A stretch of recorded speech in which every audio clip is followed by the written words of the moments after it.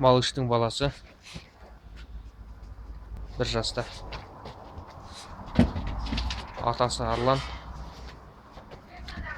Акуш автомат. Мынау шығыстың қасқыры.